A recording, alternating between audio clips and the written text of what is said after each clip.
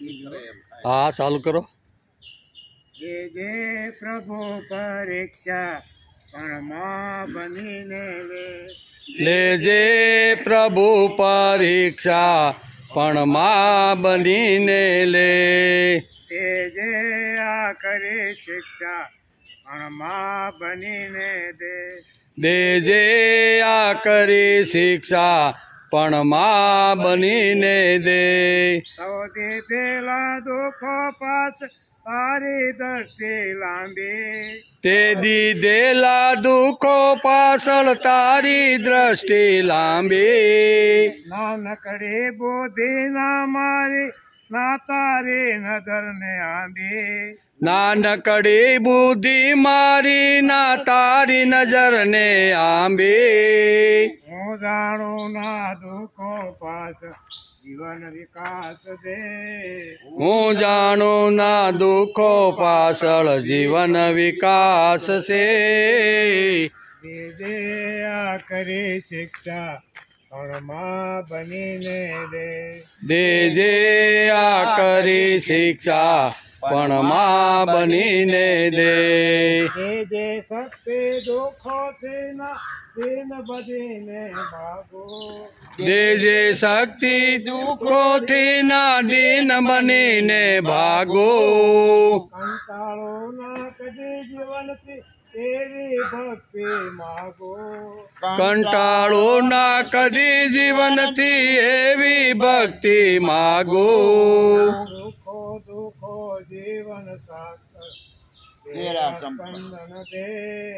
સુખો દુઃખો જીવન કે કેરા સ્પંદન છે। જે આ કરી શિક્ષા પણ માં બનીને દે। દેજે આ કરી શિક્ષા પણ માં બનીને દે।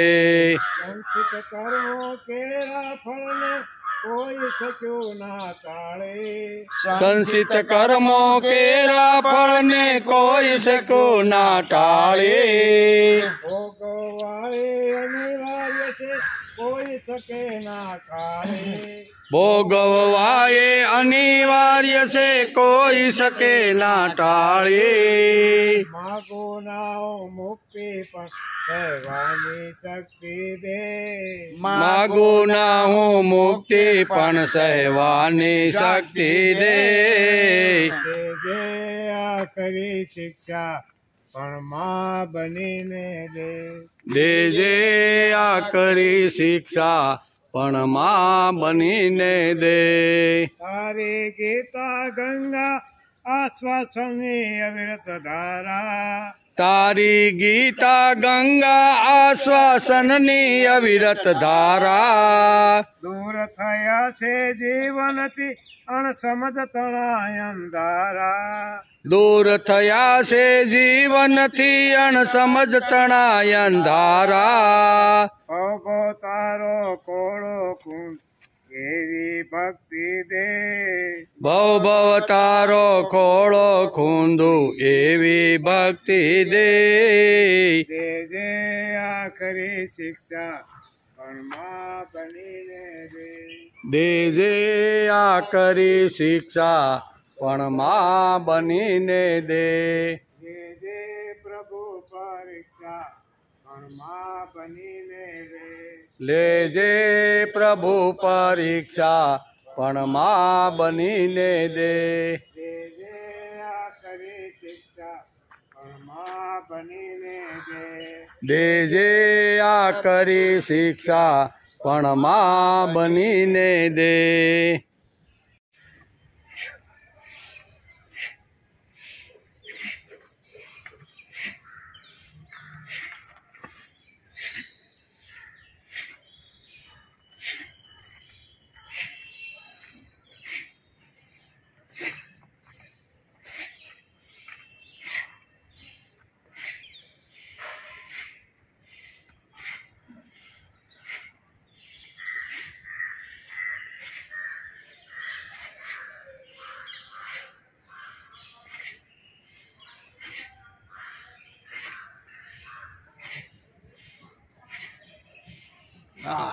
વાહ ભાઈ વાહ।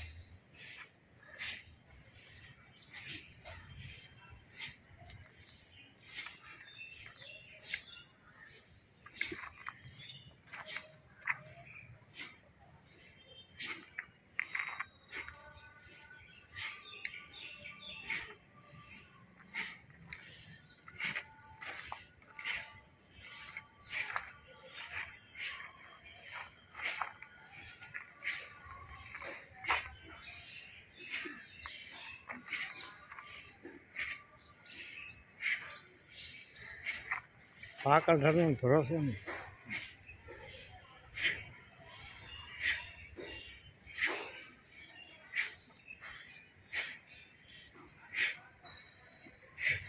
भगवान् उवाच श्रीभगवानुवाच इमं विवस्वते योगम् इमं विवस्वते योगम् इमं विवस्वते योगम् इमं विवस्वते योगम् प्रोक्तवाहनमव्ययम् प्रोक्तवाहनमव्ययम् प्रोक्तवानहमव्ययम् प्रोक्तवानहमव्ययम् इमं विवस्वते योगम् प्रोक्तवानहमव्ययम् इमं विवस्वते योगम् प्रोक्तवानहमव्ययम् विवस्वामन्नवे प्राहम् विवस्वान्मन्वे प्राह विवस्वान्मनवे प्राहम् विवस्वान्मन्वे प्राह मनोरीक्षा कवे ब्रवीत् मनोरीक्षा कवे ब्रवीत् मनोरीक्षा कवे ब्रवीत् मनोरीक्षा कवे ब्रवीत् विवस्वान्मनवे प्राहम् मनोरीक्षा कवे ब्रवीत् विवस्वान्मनवे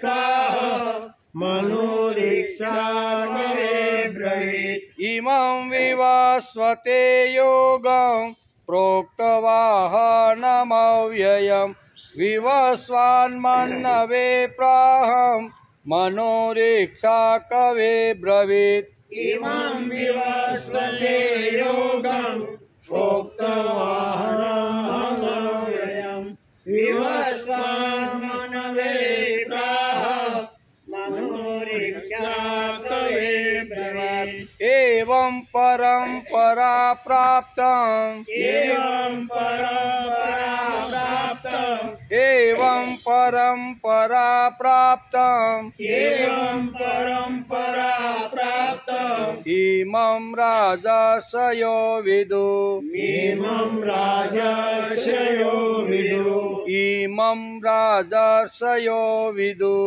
इमं राजर्षयो विदु एवं परम्परा प्राप्त इमं राजर्षयो विदु एवं परम्परा प्राप्तम् इमं राजर्षयो विदु सकाले नेह महता सकाले नेह महता सकाले नेह महता सकाले नेह महता योगो नष्ट परन्तप योगो नष्ट परन्तप योगो नष्ट परन्तप योगो नष्ट परन्तप सकाले नेह महता योगो नष्ट परन्तप सकाले नेह महता योगो नष्ट परन्तप एवं परम्परा प्राप्त इमं राजर्षयो विदु सकाले नेह महता योगो नष्ट परन्तप एवं परम्परा प्राप्तम् इमं राजर्षयो विदु सकाले नेह महता योगो नष्ट परन्तप हेलो बीजो साथे इमं विवस्वते योगम् प्रोक्तवाहनमव्ययम् विवस्वान्मनवे प्राह मनोरीक्षा कवे ब्रवीत् एवं परम्परा प्राप्तम् इमं राजर्षयो विदु सकाले नेह महता योगो नष्ट परन्तप योगो नष्ट परन्तप हरि ओम् सुदेव सुता સારુણમાદનમ દેવકી પરમાનંદમ કૃષ્ણં વંદે જગદ્ગુરુ ગુરુ બ્રહ્મા ગુરુ વિષ્ણુ ગુરુદેવો મહેશ્વર ગુરુ સાક્ષાત પરબ્રહ્મ તસ્મૈ શ્રી ગુરુવે નમઃ નારાયણં નમસ્કૃત્યં નરં ચૈવ નરોત્તમં દેવી સરસ્વતી વ્યાસં તતો જયમુદીરયેત તતો જયમુદીરયેત.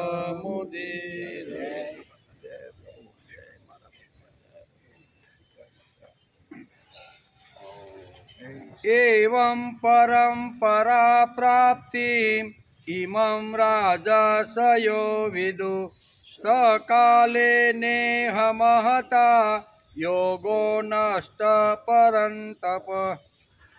एवं परंपरा प्राप्त પછી સંધિ છૂટી પડે ઇમમ બોલવાનું. શું? ઈમ મ અર્ધો થઈ જાય છે એટલે ઇમમ. પરંતપ એટલે હે પરંતપ. એવમ એટલે આ. પરંપરા પ્રાપ્તમ એટલે પરંપરાથી પ્રાપ્ત થયેલું. ઇમમ એટલે આ યોગને. રાજર્ષય એટલે રાજર્ષિઓએ. વિદુ એટલે જાણ્યો.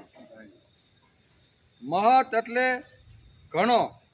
કાલેન એટલે સમય વીતી જવાથી. કાલેન ઘણો સમય વીતી જવાથી. સ એટલે તે. યોગ એટલે કર્મયોગ. ઈહ એટલે આ પૃથ્વી લોકમાં. નષ્ટ એટલે લુપ્ત પાય થઈ ગયો. ભગવાન કહે છે કે બહુ સરસ આખું આ બધું સમજાવ્યું એમ કે હે પરંતપ આમ પરંપરાથી પ્રાપ્ત આ યોગને રાજર્ષિઓએ જાણ્યો, પરંતુ ઘણો સમય વીતી જવાથી તે યોગ આ પૃથ્વી લોકમાંથી લુપ્ત એટલે નષ્ટ થઈ ગયો.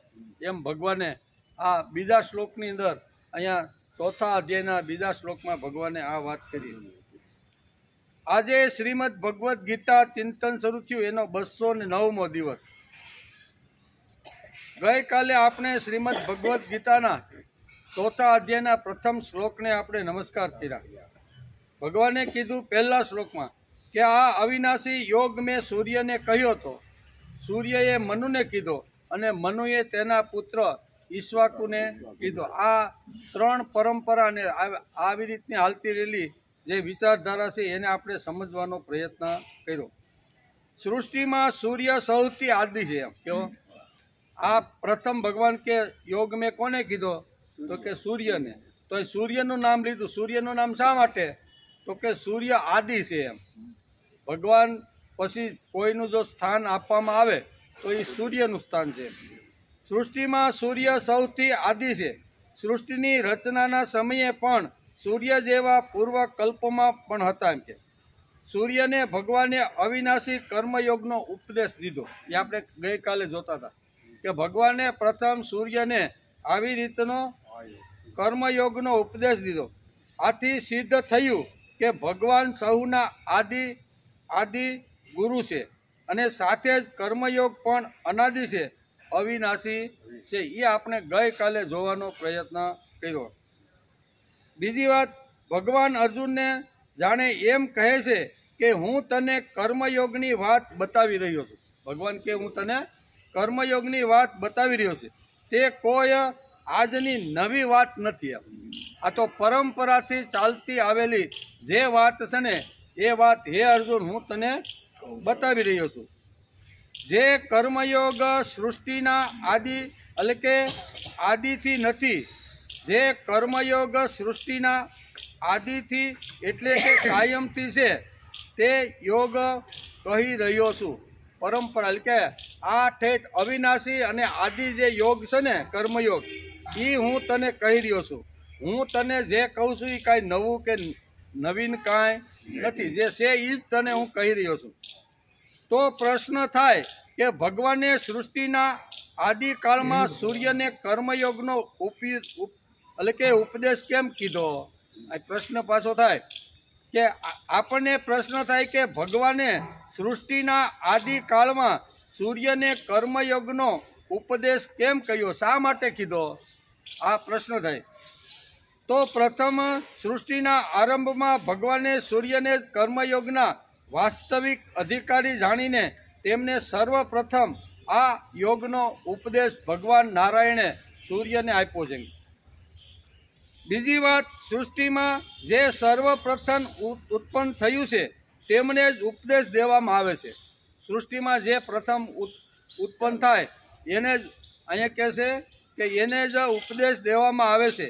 જેમ કે બ્રહ્માજીએ સૃષ્ટિના આદિકાળમાં પ્રજાને જેમ ઉપદેશ આપ્યો એમ અહીંયા ભગવાને પ્રથમ સૃષ્ટિ રચી અને એમાં સૂર્ય પ્રથમ, તેથી સૂર્યને પ્રથમ અહીંયા ભગવાને ઉપદેશ આપ્યો છે. જેમ સૃષ્ટિનું સર્જન કરવા માટે ભગવાને બ્રહ્માને આદેશ કર્યો અને બ્રહ્માએ સૃષ્ટિ રચી એમાં માનવ, એટલે માનવને પ્રથમ ઉપદેશ આપ્યો, એ અર્થ કહે છે.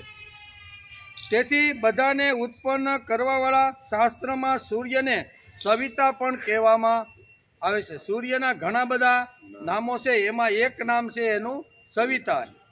તો કે સવિતા નામ કહેવામાં આવ્યું છે તેનો અર્થ થાય છે ઉત્પન્ન કરવાવાળા. સવિતાનો અર્થ થાય છે ઉત્પન્ન કરવાવાળા. પાશ્ચાત્ય વિજ્ઞાન પણ સૂર્યને સમસ્ત સૃષ્ટિનું કારણ માને છે.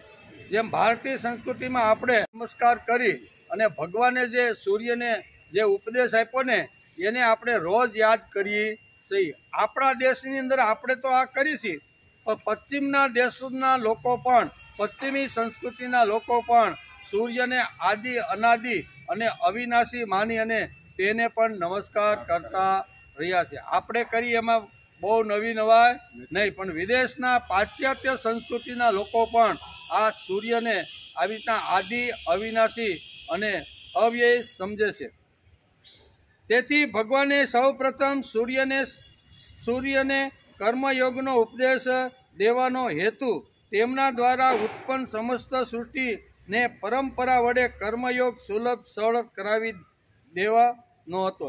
એટલે પરંપરા અહીં ભગવાન યાદ કરાવે છે. તેથી જ આ બીજા શ્લોકની અંદર ભગવાન આખી સૃષ્ટિની અંદર જે ભગવાને જે સિદ્ધાંતો કીધા એની પરંપરાનું વર્ણન આ બીજા શ્લોકની અંદર ભગવાન કરે છે.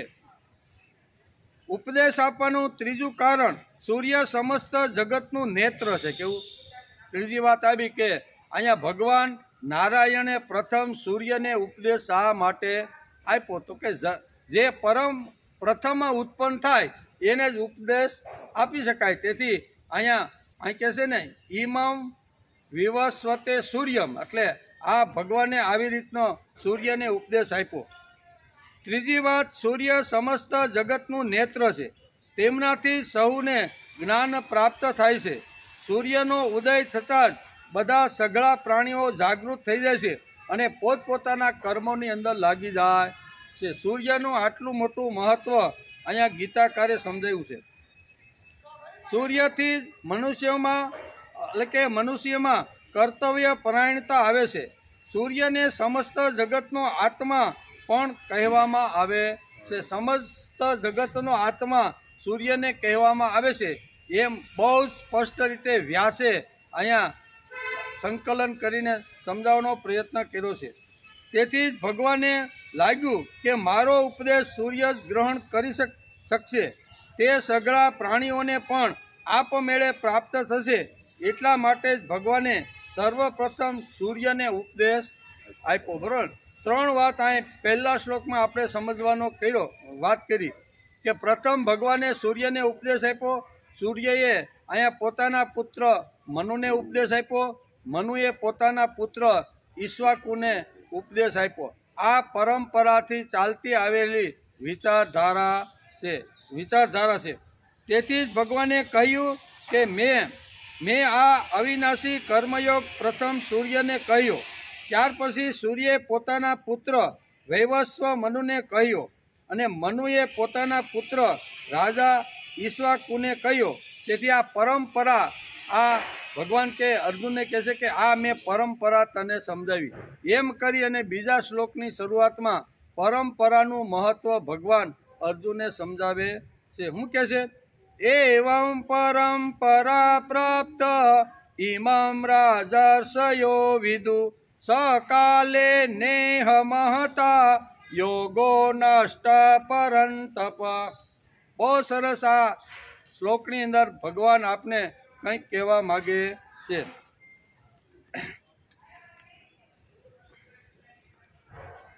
ભગવાન ચોથા અધ્યાયના બીજા શ્લોકમાં કહે છે કે સકાલે નેહ મહતા. શું કહે છે? સકાલે નેહ મહતા યોગો નષ્ટ પરંતપ. મેં જે સૂર્યને જે આ યોગ અથવા ઉપદેશ જે આપ્યો એ મનુને આપ્યો, મનુએ પોતાના પુત્રને આપ્યો, પણ આ જે પરંપરા ચાલતી આવેલી છે એમાં ધીમે ધીમે ધીમે ઘસાતું ગયું અને કાળ આવતા આ બધું નષ્ટ અને ખલાસ થઈ ગયું. ધીમે ધીમે ઘસાતું ગયું. કોઈ પણ વાત હોય ને સમાજમાં પણ આપણે જોઈએ ને કોઈ પરબારી ઘસાતી નથી. ઉપરથી કોઈ ધાર પથ્થર ઉપર પડતી હોય તો કાંઈ પથ્થર એક દિવસમાં અહીંયા ખાડો પડતો નથી, પણ સતત એના ઉપર ધાર પડે એટલે 5-25 દિવસ કે 2-5 મહિનાની અંદર નીચે ધીરે ધીરે ધીરે એનો ખાડો પડે કે નહીં. એમ ભગવાન કહે છે કે મેં અવિનાશી, અવ્યય અને જે જગતમાંથી જાય નહીં ને એવો અવિનાશી યોગ મેં આ 3 મહાપુરુષો દ્વારા સમાજની અંદર પ્રસ્થાપિત કરવાનો પ્રયત્ન કર્યો. પણ અહીં કહે છે યોગો નષ્ટ પરંતપ. પણ કાળ આવી રીતનો ધીમે ધીમે આગળ વધવા લાગ્યો. સકાલે નેહ મહતા. ધીમે ધીમે કાળ આગળ વધવા માંડ્યો અને ધીમે ધીમે મેં કીધેલો જે યોગ છે ને એ નષ્ટ એટલે અહીંયા કહે છે કે લુપ્ત પાય થઈ ગયો. એમ આ બીજા શ્લોકમાં કહે છે. તેથી ભગવાન ચોથા અધ્યાયના બીજા શ્લોકમાં કહે છે કે સકાલે નેહ મહતા. મહત કાળ ચાલ્યો જાય એટલે બ્રાહ્મણ, ક્ષત્રિય, વૈશ્ય અને શૂદ્ર પોતપોતાના કર્મો ભૂલી જાય. કાળ ચાલ્યો જાય એટલે શું છે કે શાસ્ત્ર અને જે મહાપુરુષોએ જે નિશ્ચિત કરેલા જે સિદ્ધાંતો છે, નિશ્ચિત કરેલી જે વાતો છે ને એ હળવે હળવે ધીમે ધીમે બધી વાતો ઘસાઈ જાય છે. એમ ભગવાન આ બીજા શ્લોકની અંદર સમજાવવા માગે. કાળ જાય કે ને સકાલે નેહ મહતા. લાંબા કાળ સુધી આ બધી વાતો હાલી, પણ લાંબો કાળ જેમ આગળ જતો ગયો એમ ધીમે ધીમે આ મેં કીધેલી જે અહીંયા સૂર્યને વાતો હતી, સૂર્યએ જે મનુને કીધી અને મનુએ ઈશ્વાકુને જે કીધી ને એ કાળ જતા ધીમે ધીમે નષ્ટ મૃતપ્રાય થઈ ગઈ છે એવું ભગવાનને કહેવાનું. તો હું ભાઈ નષ્ટપ્રાય થયું? તો આદિકાળમાં ભગવાને ચાતુર્વર્ણ વ્યવસ્થા આખી બધી ઊભી કરી હતી. બ્રાહ્મણ, ક્ષત્રિય, વૈશ્ય અને શૂદ્ર આ બધી ચાતુર્વર્ણ વ્યવસ્થા પ્રમાણે માણસ જો જીવવાનો પ્રયત્ન કરે તો માણસને ક્યારેય કોઈ પ્રકારની અગવડ આવતી નથી. તો આ મેં જે હજારો વર્ષ પહેલાં આ સૃષ્ટિની અંદર જે ઉપદેશ અહીંયા સૂર્યને આપ્યો હતો એમાં આ બધી વાતો હતી. બ્રાહ્મણ, ક્ષત્રિય, વૈશ્ય અને શૂદ્ર બધાના અલગ અલગ નિયમો હતા, અલગ અલગ કર્મો હતા, અલગ અલગ પ્રકારના વિચારોથી એ પોતપોતાનો હતા. ધીમે ધીમે ધીમે આ બ્રાહ્મણ, ક્ષત્રિય, વૈશ્ય અને શૂદ્રની અંદર ધીમે ધીમે ધીમે આ વિચાર નષ્ટ મૃતપાય થવા લાગ્યો. એમ કે એટલે કે તે જ સ્થિતિ બ્રાહ્મણની છે. કારણ કે તે જ સ્થિતિ બ્રાહ્મણની છે. તેનું મૂળ કારણ જીવનમાંથી સ્વાધ્યાય ગયો, જીવનમાંથી શાસ્ત્રોનો અભ્યાસ ગયો, સત્સંગ ગયો અને સત લોકો સાથે બેસવાનું ગયું. એટલે ધીમે ધીમે આ બધી વાસ્તો ઘસાઈ જાય અને અંતે નષ્ટ થઈ જાય છે. જીવનમાં સ્વાધ્યાય ખૂબ જ અગત્યનો છે. સત્સંગ ખૂબ જ મહત્વનો ભાગ ભજવે છે. એટલું જ નહીં પણ સારા શાસ્ત્રનો ઊંડો અભ્યાસ કરી અને એ સિદ્ધાંતોને સમજીને જીવન જીવવાનો માણસ પ્રયત્ન કરે છે. તેથી ધીમે ધીમે આ બધું ગયું, સ્વાધ્યાય ગયો, સત્સંગ ગયો, સજ્જન લોકોની સાથેની દોસ્તી ગઈ.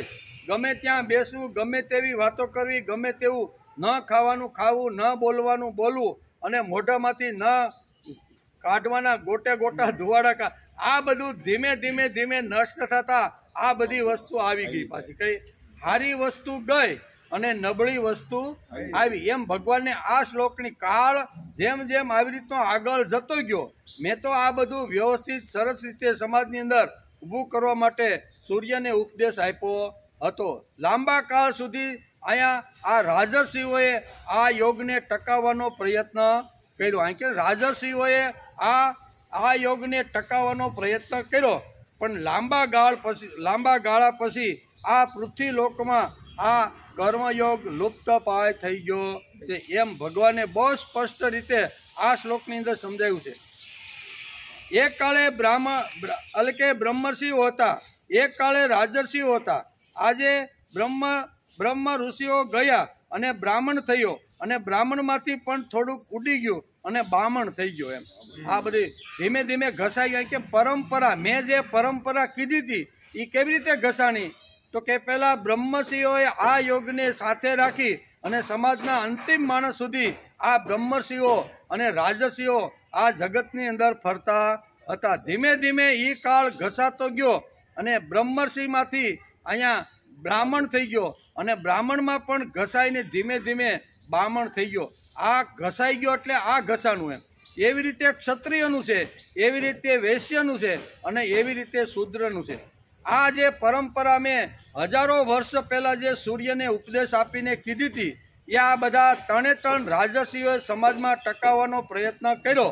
અને ત્યાર પછી ધીમે ધીમે હળવે અહીં કહે છે કે પૃથ્વી લોકોમાંથી આ કર્મયોગ લુપ્ત પાય થઈ ગયો. બહુ સરસ રીતે ભગવાન આ શ્લોકમાં આપણે સમજાવે છે. આજે આપણે ગઈકાલે પણ એકાદશીની થોડોક વાત કરી. આજે 11ના ઉપવાસ ચાલે છે, વ્રતો વગેરે ચાલે છે. 12ની દક્ષિણા પણ બ્રાહ્મણ લેવા માટે આવે છે, અને શાંતિનો જપ પણ કરી દે છે, મંગળાનો જપ પણ કરે છે. લગ્ન પ્રસંગની અંદર લગ્ન લેવાના હોય, લગ્નની તિથિ જોવાની હોય, અને થોડુંક ઘણું આડું આવતું હોય ને તો બ્રાહ્મણ કહે છે કે આ તિથિ આવતી નથી, પણ જો તમારે લેવાની હોય ને તો હું થોડાક નામ જપ કરી દઉં, એટલે પછી તમારે આ તિથિ હાલે. ધીમે ધીમે જે શાસ્ત્રીય પદ્ધતિથી જે કાંઈ વાતો હતી ને એ ધીમે ધીમે લુપ્ત થઈ અને હળવે આ બધું આવ્યું અને આ યોગ નષ્ટ પાય થયો. એમ ભગવાન કહે છે. આજે 11ના ઉપવાસ ચાલે છે, વ્રતો વગેરે ચાલે છે, 12ની દક્ષિણાઓ પણ લે છે, અને શાંતિનો જપ પણ ચાલે છે, અને મંગળાનો જપ પણ કરાવી. આ કે 1000 હું જપ કરી દઉં, પછી તમે લગ્ન કરો તો વાંધો નહીં, નકર આ તારીખમાં આ તિથિમાં તમારે લગ્નનું મુહૂર્ત આવતું નથી. તમે બંને વર અને કન્યાની જો જન્મ તારીખ મને આપો ને તો એ પ્રમાણે હું તમારા જાપ જપી દઉં. એટલે કાળ ઘસાઈ ગયો. જૂના કાળમાં જે પદ્ધતિ, જે વિચારસરણી હતી ને એ ધીમે ધીમે ઘસાણી અને આ કાળ આવી રીતનો આવ્યો. એમ ભગવાનનું કહેવું. આ બધા કેવા? તો કે બ્રહ્મર્ષિ નહીં પણ બ્રાહ્મણમાંથી બામણ થઈ ગયા. વૈદિક કાળમાં નાગરવંશીઓનું વર્ણન કરે છે. બરાબર, જૂના કાળમાં શું છે? આદિકાળમાં નાગરવંશીઓનું વર્ણન કરે છે. અને નમામી કૃષ્ણ નાગરમ આપણે બોલ્યા ને, નમામી કૃષ્ણ નાગરમ એટલે આવી રીતની જે ગર્જનાઓ હતી ને એ ગર્જના ધીમે ધીમે ઘસાતી ગઈ અને આજે લોકો આ સ્થિતિ ઉપર આવી ગયા. બ્રાહ્મણ હોય, ક્ષત્રિય હોય, વૈશ્ય હોય કે શૂદ્ર હોય, ધીમે ધીમે આ કર્મયોગ બધાનો આવી રીતનો નષ્ટ થયો અને આ લોકની અંદર આવી રીતનું થયું. એમ ભગવાન કહે છે. વૈદિક કાળમાં નાગરવંશીઓનું વર્ણન છે. નાગરવંશીઓનું વર્ણન કરે છે કે નમામી કૃષ્ણ નાગરમ. ત્યાર પછી વેશ્યો થયા અને તેમાંથી તે વાણિયો બની ગયો. કેવો? વેશ્યો ગયા અને એમાંથી વાણિયો બની ગયો. આવી રીતે અધપતિત કાળ થતો ગયો અને ચાતુર્વર્ણ મયા સૃષ્ટમ, મેં જે ઊભી કરેલી જે સૃષ્ટિ હતી, મેં જે ઊભા કરેલા જે સિદ્ધાંતો હતા, મેં જે કાંઈ વિચારધારા અહીંયા સૂર્યને ઉપદેશ તરીકે આપી હતી ને એ ધીમે ધીમે કાળ જતા, શું કહે છે? પરબારી ગઈ એમ ભગવાન કહેતા નથી. ધીમે ધીમે કાળ જતા આ બધી વાતો ઘસાઈ ગઈ અને છેલ્લે શું થયું? તો કે આ લોકમાંથી કર્મયોગ લુપ્ત થઈ ગયો. કર્મયોગ કરવો જ નથી કોઈને, એ લુપ્ત થઈ ગયો. તેથી ભગવાન કહે છે કે સકાલે નેહ મહતા યોગો નષ્ટ પરંતપ. આજે આપણે આ સિદ્ધાંતને આજે સમજવાનો પ્રયત્ન કરવાનો છે. ભગવાને કીધું સકાલે નેહ મહતા યોગો નષ્ટ પરંતપ. હે પરંતપ, અહીં અર્જુનનું એક નામ છે પરંતપ. અહીં કે પૃથ્વીને તપાવનારા હે અર્જુન, લાંબા કાળ સુધી મેં કીધેલા જે સિદ્ધાંતો હતા, મેં કીધેલા જે નિયમો હતા, મેં કીધેલી વિચારધારા હતી ને, એ ધીમે ધીમે રાજર્ષિઓએ સંભાળવાનો પ્રયત્ન કર્યો અને રાજર્ષિઓ પછી ધીમે ધીમે ધીમે એની અંદરથી ઘસાતીમાં આ કર્મયોગ લુપ્ત થઈ ગયો છે. એમ ભગવાન કહે છે કે હે પરંતપ, આમ પરંપરાથી પ્રાપ્ત આ યોગને રાજર્ષિઓએ જાણ્યો. પહેલાં મેં અહીંયા કોને કીધો તો કે સૂર્યદેવને કીધા પછી આ યોગ રાજર્ષિઓએ જાણ્યો. પણ ત્યારબાદ તે કર્મયોગ ઘણો સમય જતાં પૃથ્વીલોકમાંથી લગભગ લુપ્ત થઈ ગયો. આમ ભગવાન કહે છે ચાતુર્વર્ણ મયા સૃષ્ટમ ગુણ કર્મ વિભાગય. ગુણ અને કર્મના વિભાગ પ્રમાણે મેં પૃથ્વીની અંદર જે સૂર્યને પ્રથમ જે ઉપદેશ આપ્યો ને, એ ચાતુર્વર્ણ વ્યવસ્થા ધીમે ધીમે ધીમે ઘસાતી એકદમ લુપ્તપ્રાય થઈ ગઈ. એમ ભગવાન આ શ્લોકમાં કહે છે. તેથી જ ભગવાન સકાલે નેહ મહતકાળ ચાલ્યો ગયો.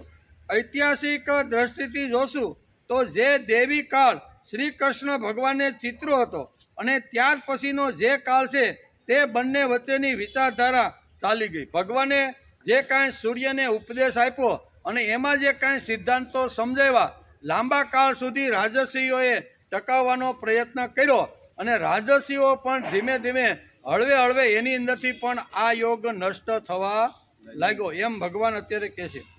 સૌ પ્રથમ પહેલી વાત ભગવાન કહે છે કે સમાજની અંદર ચાતુર્વર્ણ મયા સૃષ્ટમ ગુણ કર્મ વિભાગ, આવી રીતનો આખો મેં સમાજને નિર્માણ કરવાનો ઉપદેશ સૂર્યને આપ્યો હતો. તેમાં માણસે ભક્તિ કરી અને પ્રભુ સુધી પહોંચી શકાય છે એવો ઉપદેશ મેં પ્રથમ સૂર્યને આપ્યો હતો. ભક્તિની વાત અહીં ભગવાન કહે છે કે પ્રથમ જ મેં સૂર્યને ઉપદેશ આપતી વખતે માણસના જીવનમાં કોઈ જો શ્રેષ્ઠ તત્વ હોય તો તે ભક્તિ તત્વ છે. એટલે ભક્તિ તત્વનું મહત્વ મેં સમજાવી અને સૂર્યને ઉપદેશ કર્યો હતો.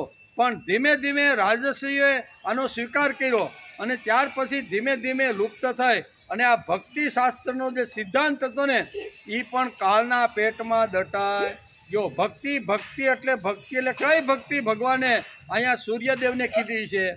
તો ભક્તિ એટલે પ્રથમ સિદ્ધાંત છે ચિત્ત એકાગ્ર કરી. વારંવાર આપણે કહીએ છીએ કે ભક્તિનો પ્રથમ સિદ્ધાંત એ છે કે માણસે આખું જગત ભૂલી અને મન ભગવાનની અંદર એકાગ્ર કરવું. આપણી ભાષામાં કહેવું હોય તો ધ્યાન ધરવું. કેવું? આપણે જે ભગવાનને માનતા હોય ને એ ભગવાનનું રોજ માણસે 5-15 મિનિટ કે અડધો કલાક પથારીમાં બેઠા હોય કે ભગવાનની સામે બેઠા હોય તો માણસે ધ્યાન ધરવાનો પ્રયત્ન કરવો જોઈએ. જેણે પોતાના જીવન બદલવું છે, જેણે પોતાના જીવનમાં સંસ્કારો લાવી અને ઉત્કૃષ્ટ જીવન જેને બદલાવાનું છે ને, એણે ભક્તિનો આધાર લીધા વગર શક્ય નથી. બહારના ગમે તેટલા કામ કરીએ પણ જ્યાં સુધી માણસ ભક્તિ કરતો નથી ને ત્યાં સુધી એનો જીવન વિકાસ થતો નથી. એટલે આ ઘસાઈ ગયું એટલે શું ઘસાઈ ગયું? ભગવાન કે મેં ઉત્તમ શાસ્ત્ર અહીંયા ઉપદેશ આપીને સૂર્યને સમજાવ્યું હતું. કયું?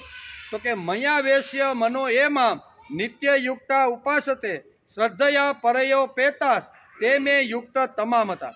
આ જે તત્વજ્ઞાન છે, ભક્તિની શ્રેષ્ઠ જે વાતો છે ને, એ શ્રેષ્ઠ વાતો મેં ઉપદેશ આપીને સૂર્યને આ વાત મેં સમજાવી હતી. બરાબર? તેથી આ વાતો ધીમે ધીમે ઘસાઈ ગઈ અને ભક્તિ, અધ્યાત્મ, ધર્મ આપણા મનમાં, આપણી બુદ્ધિમાં આપણને અનુકૂળ આવે ને એવું બધું આપણે કરવા લાગ્યા. એટલે એનો અર્થ એવો થયો કે આ લોકમાંથી કર્મયોગ દ્વારા અહીંયા ભક્તિ લુપ્ત પ્રાય થઈ ગઈ છે. એટલે ભક્તિની જે ઉત્કૃષ્ટ જે વાતો હતી ને એ સમાજમાંથી ચાલી જાય. અને એકવાર ભક્તિ જો ચાલી જાય તો એની હાલત કેવી રીતની થાય છે ને એ ભાગવતની અંદર પણ વેદવ્યાસે ચિત્રું છે. અહીંયા ભગવાન પણ આ જ વાત આ બીજા શ્લોકમાં સમજાવે છે. શું કહે છે કે તેથી ભગવાન સકાલે ને એટલે કે મહતકાળ ચાલ્યો ગયો છે. સૌ પ્રથમ ચિત્ત એકાગ્રતાને માટે મૂર્તિ પૂજા હતી. ત્યારબાદ ઉપાસનાની દેવી કલ્પના ગઈ અને નૈવેદ્ય માટે મૂર્તિ પૂજા આવી અને છેલ્લે તો મૂર્તિ પૂજાનું બાવલું બનાવી દીધું. ધીમે ધીમે ઘસાઈ ગયું. ભગવાને જે સૂર્યને ઉપદેશ આપ્યો એમાં પહેલો ઉપદેશમાં પહેલી વાત આ હતી, મૂર્તિ પૂજા માણસે રોજ કરવી જોઈએ. શા માટે? તો કે જે મૂર્તિની હું ઉપાસના કરું છું, જે મૂર્તિની અંદર હું ધ્યાન ધરું છું ને, એ મૂર્તિના ગુણો મારી અંદર આવવા જોઈએ. તેથી મૂર્તિ કેવી લેવાની? મૂર્તિ આવી લેવાની. અને ગમે તેવી મૂર્તિ નહીં, મોઢામાં મોટા દાંત હોય, મોટી જીભ નીકળી ગઈ હોય અને ગળાની અંદર ઘણા બધા માણસોના આવી, અને ઘણીવાર આ મૂર્તિ જોયા પછી માણસ ગભરાઈ જાય. એને એમ થાય કે આવી મૂર્તિ મારો વિકાસ કરી શકે. તેથી ભગવાને કીધું કે મૂર્તિ એવી લેવાની કે જે મૂર્તિ તમારા જેવી જ હોય, જેને બે હાથ હોય, જેને બે પગ હોય, તમારા જેવો જીવન વ્યવહાર હોય અને તમારા જેવું જીવન જીવતા હોય, આવા ગુણવાન ભગવાનની મૂર્તિ માણસે સામે રાખવી જોઈએ. નકર મોટી મૂર્તિ એને આવી રીતનું રાખે તો ઘણીવાર માણસ ગભરાઈ જાય કે આ માતાજી દૂર રહે તો સારું. ઘણીવાર થાય ને કે આવી મૂર્તિ અમારે જોતવી નથી. તેથી ચિત્ત એકાગ્ર કરીને ભક્તિ થઈ શકે છે.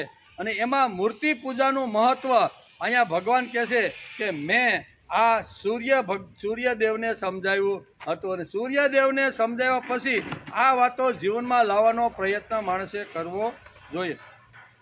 તેથી સૌ પ્રથમ ચિત્ત એકાગ્રને માટે મૂર્તિ પૂજા હતી. ભગવાને જે ઉપદેશ સૂર્યદેવને જે આપ્યો ને, લાંબા કાળ સુધી ટકી શકે, તો એ હતી પહેલી વાત હતી, ચિત્ત એકાગ્ર કરીને માણસની ભક્તિ થઈ શકે. મૂર્તિ પૂજા દ્વારા માણસ ભગવાન સુધી જઈ શકે છે. એવો સિદ્ધાંત અહીંયા ભગવાને અહીંયા સૂર્યને ઉપદેશ આપ્યો છે. તેથી ચિત્ત એકાગ્રને માટે જીવન સંભાળવું પડે, જીવનને જાણવું પડે, જીવનને સમજવું પડે. કેમ કે જ્યાં સુધી ચિત્ત એકાગ્રતા થયું નહીં ત્યાં સુધી તેનો આનંદ મળે નહીં. તેથી આ વાતો ધીમે ધીમે ચિત્ત એકાગ્ર થવા લાગ્યા પછી તેના જેવો બીજો આનંદ નહીં. એકવાર જો આખી સૃષ્ટિને ભૂલી અને માણસ જો ભગવાનની અંદર જો લીન થઈ જાય, ભૂતકાળ, ભવિષ્યકાળ અને વર્તમાન કાળને ભૂલીને, સંસાર વ્યવહાર ભૂલીને મનને ભગવાનમાં એકાગ્ર કરી દે અને ભગવાન સાથે જો મન આવી તું જોડાઈ જાય ને, તો એના જેવો બીજો કોઈ આનંદ નથી. ભલે 5 મિનિટ જોડાય, 10 મિનિટ જોડાય કે અડધો કલાક, પણ એ અહીંયા ચિત્ત એકાગ્રની ઉત્કૃષ્ટ જેણે આવી રીતે જેણે અનુભવ કર્યો છે ને, એ લોકો આપણે કહે છે કે એકવાર ચિત્ત એકાગ્ર થઈ ગયું અને ભગવાનની અંદર મન લાગી ગયું તો એના જેવો બીજો કોઈ આનંદ નથી. પણ વાર લાગે એમ બેય એટલે આપણે સીધું ગામડું યાદ આવે, ગામડાની અંદર ખેતી યાદ આવે, કપાસ યાદ આવે, પછી વેચાણું હશે કે નહીં વેચાણું એ પણ બધું યાદ આવવા માંડે કે નહીં. મન આવું પાવરફુલ છે, એ મનને કંટ્રોલ કરી અને એ મનને ભગવાનમાં લગાડવું એ તો અઘરી વાત છે.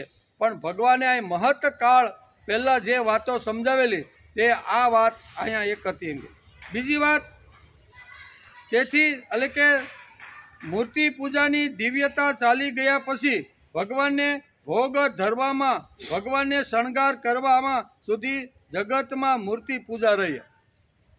ચિત્ત એકાગ્ર કરીને ભક્તિ થઈ શકે છે. એમાં ધીમે ધીમે ઘસારો આવ્યો અને પછી શું આવ્યું તો કે પછી ભગવાનને ભોગ ધરવાના. એક ચિત્ત એકાગ્ર કરવાનું નહીં, મારા જે ભગવાન હોય એને જે કાંઈ સમયે સમયે જે કાંઈ આપણે રસોઈ બનાવીએ એમાંથી ભગવાનને ભોગ ધરવામાં આવે અને ત્યાર પછી એને શણગાર સજાવવામાં આવે. નવડાવવાના, ધોવડાવવાના, શણગાર સજાવવાના, પછી જે કાંઈ આપણી જે વસ્તુ છે એ બધી, આ બધું ધીમે ધીમે ચિત્ત એકાગ્ર કરીને ભક્તિ થઈ શકે છે. આ શાસ્ત્રોક્ત વાતો મેં સૂર્યને સમજાવી. એ લાંબા કાળ સુધી રાજર્ષિઓએ એને સંભાળવાનો પ્રયત્ન કર્યો, પણ ધીમે ધીમે રાજર્ષિઓ ગયા પછી ધીમે ધીમે એ વાતો ઘસાવા લાગી. એટલે ચિત્ત એકાગ્ર કરીને ભક્તિ થઈ શકે છે આ સિદ્ધાંત ભગવાને કીધો. અને એમાં ઘસાણું શું તો કે હવે ચિત્ત એકાગ્ર કરવાને બદલે ભગવાનને નવડાવવાના, ધોવડાવવાના, પછી દિવસમાં 7-8 વાર આમ ટેરો આમ કરે જ રાખવાનો. બરોબર, સમય આવે એટલે ટેરો. આ અત્યારે બધું આવી ગયું. એટલે આ બધું જે ઓરિજિનલ જે વસ્તુ હતી અને ઓરિજિનલ મેં સૂર્યને જે ઉપદેશ આપ્યો હતો ભક્તિ માટેનો, એ ભક્તિ માટેનો ઉપદેશ ગયો. ભગવાનને શણગારવાના, ભગવાનને નવડાવવાના, ભગવાનને નૈવેદ્ય ધરવાના, ભગવાનને સુંદર વસ્ત્રો પહેરવાના, આ બધું આવ્યું. અને એ પહેરાવ્યા પછી ટેરો આડો અથવા ઘેરે જો પૂજા કરતા હોય તો પછી ડબ્બામાં એ ભગવાનને પૂરી દેવાના, અડધો કલાક પૂરી અને પછી તાળું મારી અને પાછા આવતીકાલે બાય બાય, આવતીકાલે સવારે 5 વાગે. આ હાલત થઈ ગઈ એટલે ઘસાઈ ગયું. શું હકીકતે આટલા માટે ભગવાને સૂર્યને આ ઉપદેશ આપ્યો નહોતો. જીવન વિકાસ કરવા માટે અહીંયા મૂર્તિ પૂજાનું મહત્વ ભગવાને સમજાવ્યું હતું, પણ લાંબા કાળ જતાં આ બધા પૃથ્વી લોકો ઉપરથી આ બધી જે વાતો હતી ને એ ધીમે ધીમે ધીમે નષ્ટ અને મૃતપાય થઈ ગઈ એમ ભગવાન કહે છે. તેથી રોજ 2 કલાક સુધી પૂજા કરે તો તેના મન ઉપર અસર થતી નથી. ચિત્ત દેવી બનાવવાવાળી, ચિત્ત શુદ્ધ બનાવવાવાળી મૂર્તિ પૂજા રહી નહીં અને ખાલી કર્મકાંડ રહ્યો એમ. શું 2 કલાક સુધી ભગવાનની પાસે બેસે, બાલ મુકુંદની મૂર્તિ પણ લે, એ નવરાવે ધોવડાવે ઉઠાડે, જે કાંઈ કરવાનું હોય ને એ 2 કલાક સુધી વાઘા પહેરાવીને જે કાંઈ એને રમકડા રમાડીને બધું કરે, પણ ચિત્ત એકાગ્ર કરી અને બાલ મુકુંદના ગુણો મારી અંદર આવવા જોઈએ. એ કાળ ચાલ્યો ગયો. ભગવાનનું અહીં એમ કહેવાનું કે જે ખરેખર જે ભગવાનના ગુણો ભગવાનમાં મન લગાડીને જે જીવે પોતાના જીવનમાં જે લાવવા જોઈને એ લાવવાના બદલે આજે 2 કલાક સુધી પૂજા પાઠમાં ને કર્મકાંડમાં પડી ગયો. પણ ભગવાનના ગુણો મારી અંદર આવે, મારા ચિત્તમાં બેસે, મારી બુદ્ધિમાં બેસે, મારા અંતરાત્મામાં ભગવાનની મૂર્તિ સ્થિર થાય, એના માટે કલાક, અડધો કલાક, 2 કલાક સમય જે કાઢવો જોઈએ એના બદલે નવડાવવા ધોવડાવવામાં અને ટેરો આગળ પાછળ કરવામાં મોટા ભાગનો સમય વીતતો જાય છે. તેથી ભગવાન કહે છે કે આ યોગ મેં સૂર્યને કીધો, સૂર્યએ મનુને કીધો, મનુએ ઈશ્વાકુને કીધો. આ જે રાજર્ષિઓ છે એને સંભાળવાનો સતત પ્રયત્ન કર્યો, પણ લાંબા ગાળ કહે છે ને કે સકાલે નેહ, એટલે કે લાંબા ગાળા પછી, લાંબા સમય પછી આ યોગ નષ્ટ થયો અને પૃથ્વી લોક ઉપરથી ચાલ્યો ગયો અને મૃત પાયને લુપ્ત થઈ ગયો. પરબારી કોઈ વસ્તુ જાતી નથી. ધીમે ધીમે ધીમે આ બધી વસ્તુ ઘસાય છે એમ ભગવાનને કહેવાનું છે. તેથી ભગવાન ભગવાન ન કહેતા પથ્થર થયો. હું હવે ખાલી પથ્થર જ લાગે કે આ ભગવાન નથી, ખાલી પથ્થર જ છે. ભગવાન ભગવાન ન રહેતા પથ્થર થયો. મૂર્તિ ભંજન બીજા કોઈ ધર્મે કહ્યું નથી, એમણે પોતે જ કર્યું છે એમ કે. બરોબર ને? એટલે પથ્થર રહ્યો ખાલી. ઘણીવાર દાદા પાંડુરંગ સાથી દર્શાંત આપે ને કે એક બેન નવા પરણી અને અહીંયા આવ્યા એટલે સાસુ રોજ, જૂના કાળના સાસુ એટલે રોજ ભગવાનની સામે દીવાબત્તી અને આવી રીતની પૂજા કરવા માટે અડધો પોણો કલાક બેસે. એટલે નવા પરણેલા વહુ આવ્યા હતા એ રોજ આવી રીતના જોવે કે મારા સાસુ તો રોજ ભગવાનને આવી રીતની ભક્તિ અને પૂજા કરે છે. બરાબર? અને એક દિવસ સાસુએ કીધું કે તુંય મારી જોડે અહીંયા હું મંદિર આ પૂજા કરીને મંદિરે હું જાઉં છું, તો તું પણ ત્યાં આવી રીતના મંગળાના દર્શન કરવા આવ્યું નહીં કે? તો કે ના, હું તો નવી હમણાં આવી છું, કામની અંદર એટલું બધું વ્યસ્ત છું ને મને ટાઈમ રહેતો નથી. પણ કે હું તો ઘણા વર્ષોથી આ બધું કરું છું, પણ તને આજે મારે મંદિરે લઈ જવાની છે એમ કરી અને સાસુએ ઘણીવાર આગ્રહ કરતા એક દિવસે વહુએ નક્કી કર્યું કે કાંઈ વાંધો નહીં, આ મારી સાસુ રોજ એટલે હું જરીક જાઉં. એ કે વારા ખેલે આગ્રહ કરે એટલે આ પુત્ર વધુ જાય નહીં. પણ એક દિવસ પુત્ર વધુને થયું કે હાલની મને સાસુ ભેગા રોજ મને આગ્રહ કરે છે કે રોજ તું મંદિરે આવતી હોય તો હું પણ આવી રીતની રોજ મંદિરે જઈને બીજી વાર આવી રીતની પૂજા કરું છું, ભગવાનને ફૂલ ચડાવું છું, ભગવાનને નૈવેદ્ય ધરાવું છું. આમ કરી અને હું પણ ત્યાં અડધો પોણા કલાક રહું છું. ત્યારે બહુ આગ્રહ કર્યો ત્યારે પુત્ર વધુ કહેશે કે હાલની હું પણ સાસુબા તમારી જોડે આવું. એમ કરી અને મંદિરે ગયા. લાઈન લાંબી હતી, બરોબર ને? અને ધીમે ધીમે અહીંયા સાસુનો વારો આવ્યો અને સાસુ આવી રીતના પૂજા કરવા માટે પાણી કે દૂધ કે જાય લઈ ગયા હતા. એ ભગવાનને બધું અર્પણ કર્યું. એટલે પાછળ ઊભી રહેલી વહુ જે હતા ને નવવધુ, એણે અહીંયા સાસુને જરીક આમ ઠોણો મારીને કીધું કે બા જોવાની કે આ મૂર્તિ આજે ભગવાન છે ને એ મારી સામે આંખ મારે છે. કે હું આમ કરે છે. એ કે હું કે આજે પુત્ર વધુ હતી ને એ કે આ મૂર્તિ તો મારી સામે બા જો તો ખરા. એ કે આ મૂર્તિ તો મારી સામે આવી રીતનો એ કે નેત્રોને આવી રીતના લખણ ખોટા કરે છે. મારી નભાઈ ઈ તો પથ્થરની છે ઈ કે તઈ ત્યાં હું દરરોજ બુડાશો ઈ કે પથ્થરની મૂર્તિ કોઈ દી નેણ મારે તને ઈ કે હું મારે હાડે ભાંડો ફૂટ્યો પથ્થરની મૂર્તિ ઈ કે કોઈ દી નેણ તને મારે ઈ કે તો કે તું અહીંયા આવું નહીં કે તમે હું રોજ ઈ કે અડધો કલાક અહીંયા આવીને કા તમે એમ કહો કે આ પથ્થર જ છે તો પથ્થર હોય તો આવવાની જરૂર શું છે તમારે ભગવાન માનવું જોઈએ એમ કહેવાનો અર્થ કે ઘણીવાર આવી રીતના પ્રસંગો પણ સમાજની અંદર ઊભા થતા હોય છે ધીમે ધીમે આ બધું ઘસાઈ જાય અને ઘસાઈ જાય એટલે ભગવાન કે મેં વર્ષો પહેલા આ જ્યારે સૃષ્ટિનું નિર્માણ કર્યું ને ત્યારે આ કર્મયોગ મેં સૂર્યદેવને કીધો પણ ધીમે ધીમે રાજર્ષિઓએ એને સંભાળ્યો રાજર્ષિઓએ પણ ધીમે ધીમે આવી રીતનો કર્મયોગ છોડી દીધો અને હાલત આવી બધી આવી ગઈ છે એમ કે છે તેથી ભગવાન ન રહેતા પથ્થર થયો કેવો ભગવાન તો પથ્થર જ હોય તો પથ્થરને તો આપણે ઘેરે છે એ કે આ મંદિરના પથ્થરમાં જો તમને પથ્થર જ દેખાતો હોય તો એની પૂજા શા માટે એની અંદર પથ્થરમાં પણ તમને પરમેશ્વર જોવા મળવા જોઈએ એમ કે તેથી ભગવાન ન રહેતા પથ્થર થયો મૂર્તિ ભંજન બીજા કોઈ ધર્મે કર્યું નથી પણ આપણે પોતે જ કરી નાખ્યું આપણે આટલી મોટી સરસ વાત ભગવાને જે અહીંયા કીધી ને કે સૂર્યને ઇમામ વિવશ કરીને આમ કીધું કે સૂર્યને કીધીને એ બધી જ વાતો ભગવાને કીધેલી આપણે તોડવાનો પ્રયત્ન કર્યો છે એમ કે તેથી આવી મૂર્તિ પૂજા પણ ત્યાર પછી નીકળી ગઈ અને પછી જાતે મૂર્તિની પૂજા ન કરતા સેવા પૂજા કરવા માટે ધનિક લોકો પૈસાદાર લોકો ઘેરે બ્રાહ્મણને બોલાવી લે કે ભાઈ તારો 15,000 પગાર રોજ તારે અમારા ઘરમાં રાખેલા જે ભગવાન છે ને એની રોજ તારે પૂજા કરવા માટે આવવાનું 15-20 વર્ષ સુધી ભલે 15-20 હજારનો પગાર રાખી અને ધીમે ધીમે જે માણસે પોતે પૂજા કરવી જોઈએ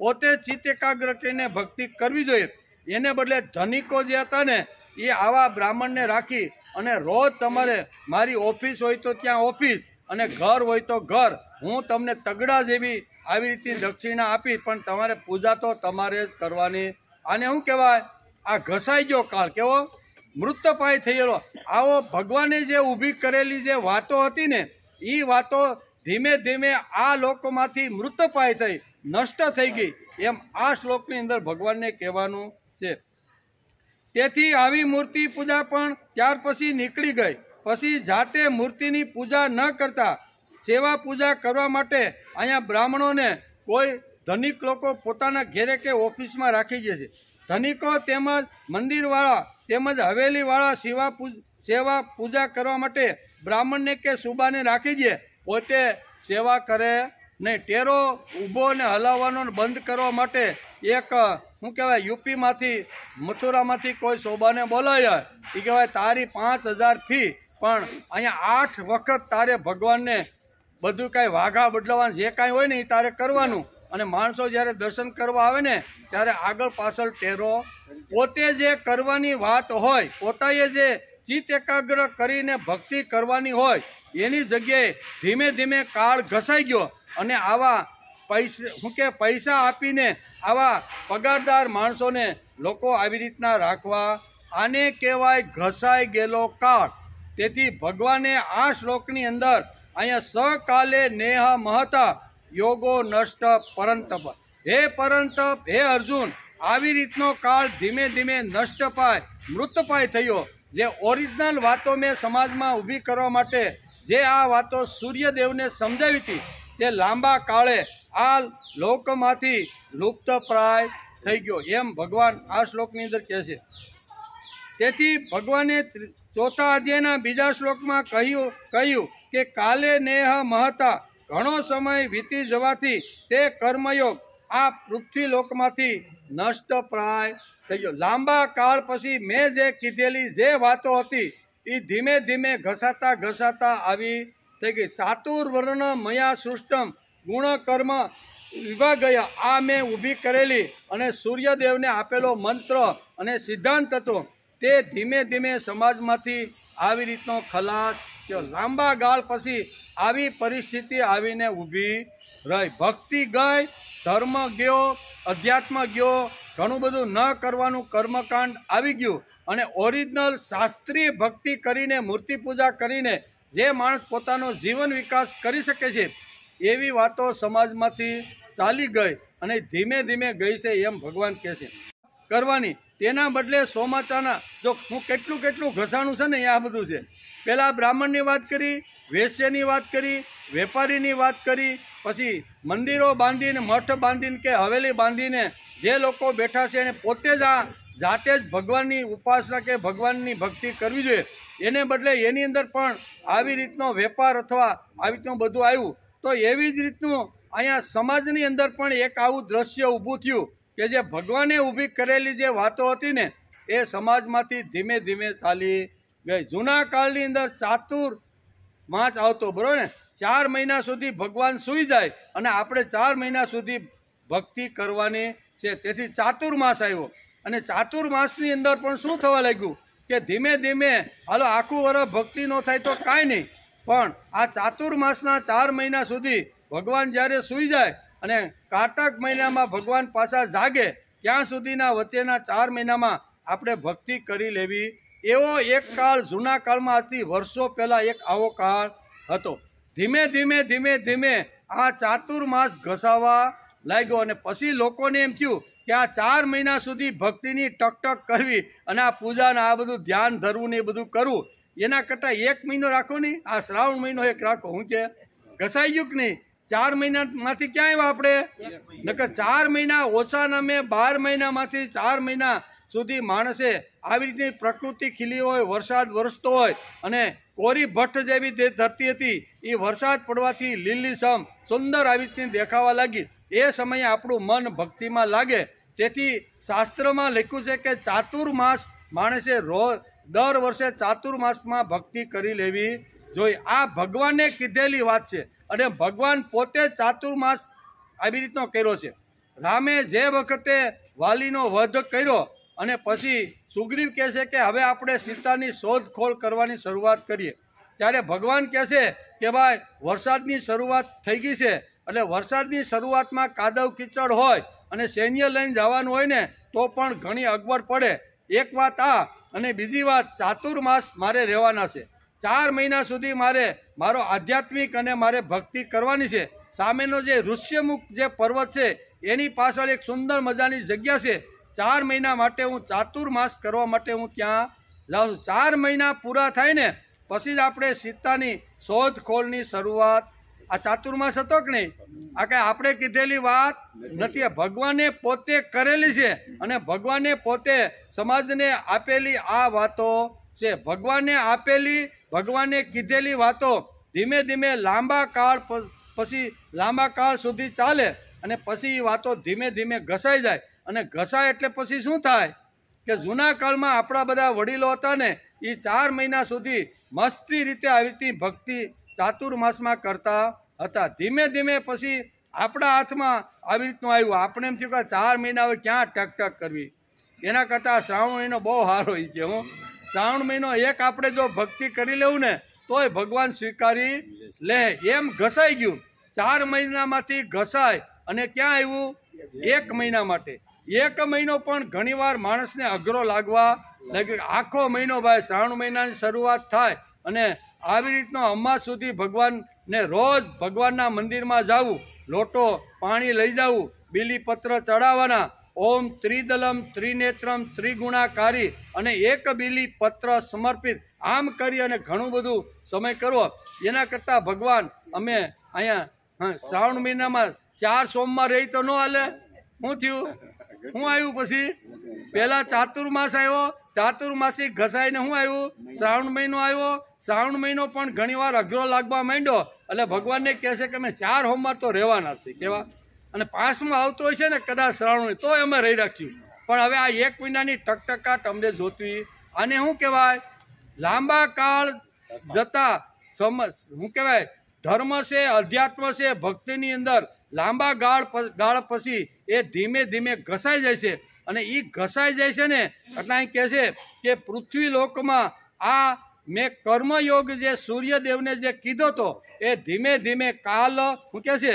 અહીં કહે છે સકાલ નેહ મહતા યોગો નષ્ટ પરંતપ. હે પરંતપ, લાંબા ગાળા પછી મેં કીધેલો જે સૂર્યદેવને જે ઉપદેશ છે એમાં ઘણી બધી ચાતુર વર્ણ વ્યવસ્થા, મૂર્તિ પૂજા, બ્રાહ્મણ, ક્ષત્રિય, વૈશ્ય, ધનપતિઓ જે ભગવાનને એ બધા કેવી રીતના હતા ને ધીમે ધીમે કેવી રીતના ઘસાઈને થઈ ગયા એ ભગવાન બહુ સરસ રીતે આ ચોથા અધ્યાયના બીજા શ્લોકમાં ભગવાન કહે છે. પણ પાણીનો ટાઈમ થઈ ગયો. બસ અધ્યાય 4 શ્લોક 2 એની અંદર ભગવાને બહુ સરસ રીતે અહીંયા આ શ્લોકમાં સમજાવવાનો પ્રયત્ન કર્યો કે આ પરંપરાથી પ્રાપ્ત થયેલો જે કર્મયોગ છે એ મેં આ રાજર્ષિઓને કીધો. લાંબા ગાળ સુધી રાજર્ષિઓએ પોતે એને સંભાળવાનો પ્રયત્ન કર્યો, પણ લાંબા કાળ સકાલે ને એટલે લાંબા કાળ જતા આ કર્મયોગ ધીમે ધીમે નષ્ટ આ પૃથ્વી ઉપરથી થયો. એ આ શ્લોકની અંદર ભગવાન સમજાવે છે. એટલે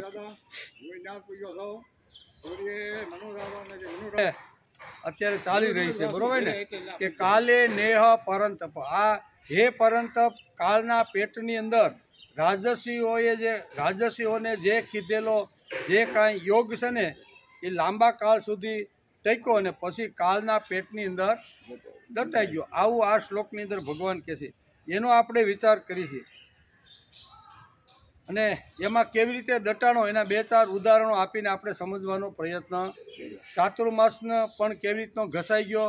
મૂર્તિ પૂજામાં ભગવાને જે સિદ્ધાંતો જે રાજર્ષિઓને કીધા હતા એ સિદ્ધાંતો કેવી રીતના ઘસાઈ ગયા એની પણ આપણે વાત કરી. ધીમે ધીમે આ વાતો ઘસાઈ ગઈ. કાળ ઘસાતો ગયો. સમય જતાં આખા શ્રાવણ મહિનાને બદલે શ્રાવણી સોમવારની ભક્તિ પર લોકો આવી ગયા.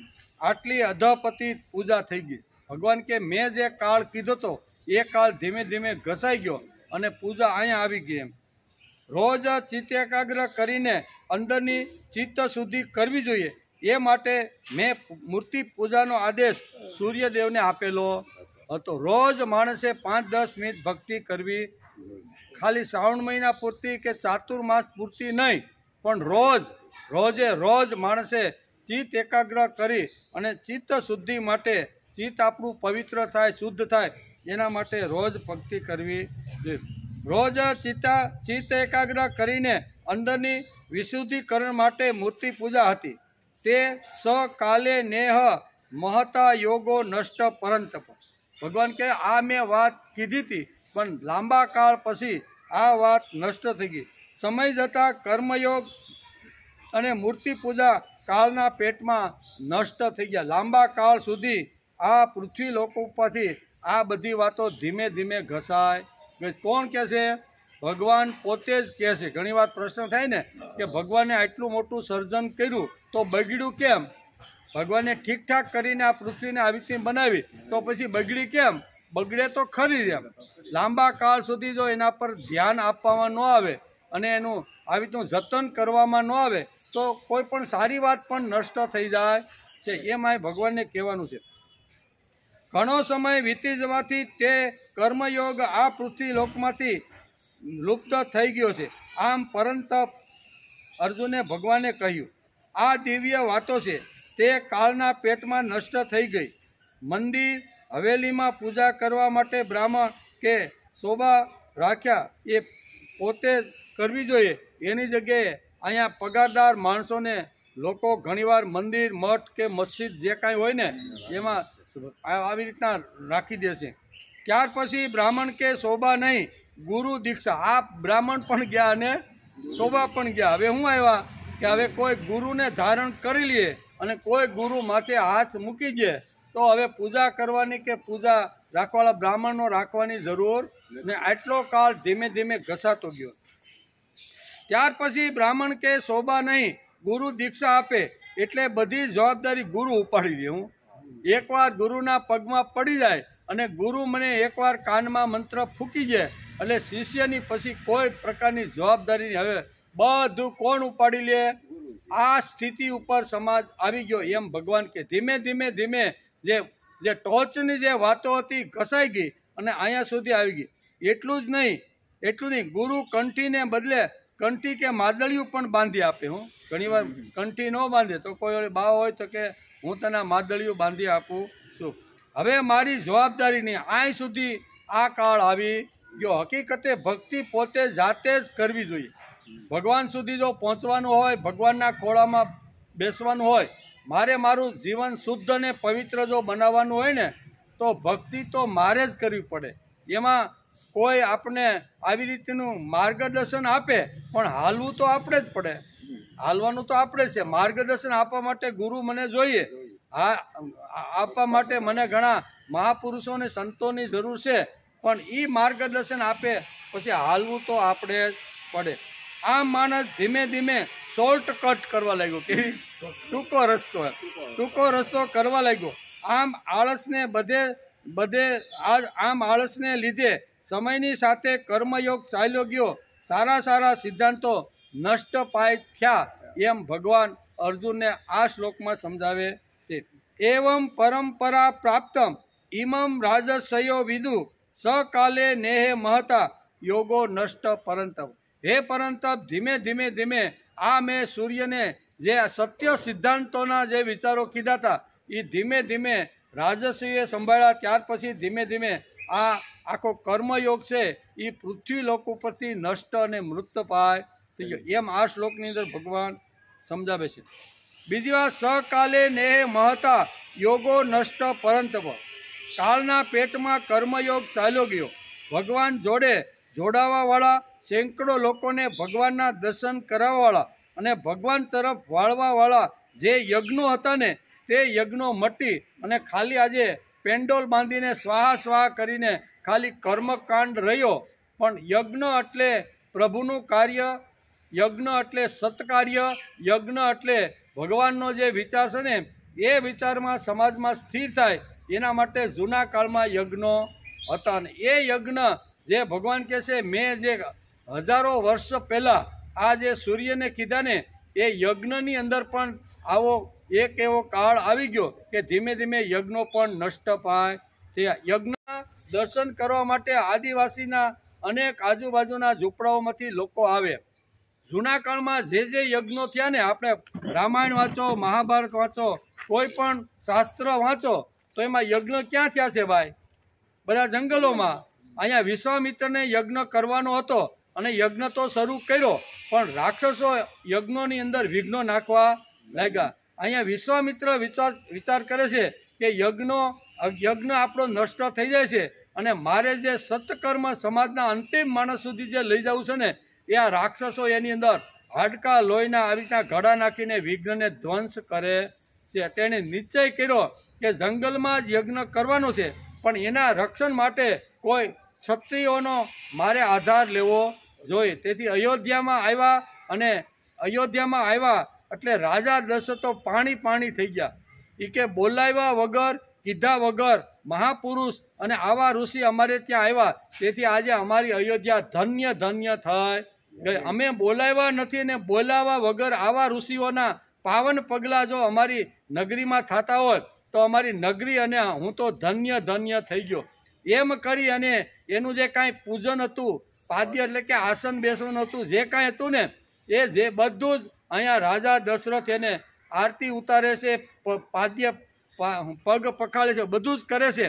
અને પછી હળવેકથી 2 હાથ જોડીને અત્યારે શું કે અહીંયા દશરથ રાજા કહે છે કે તમે આવ્યા છો એટલે આ અયોધ્યા તમારી, હું તમારો, આ અમારી જે કાંઈ સંપત્તિ જાયદાદ છે ને એ બધી તમારા પગના ચરણની અંદર ધરું છું. તમારા જેવા ઋષિ આવે અને એને મારે કંઈક આપવું જોઈએ, તેથી આજથી હું તમારો થઈ ગયો. એટલે રાજા જો કોઈ મહાપુરુષનો થઈ જાય પછી રાજા ઉપર એનું પોતાનું અસ્તિત્વ રહેતું નથી, એટલે એ ઋષિનો બની ગયો.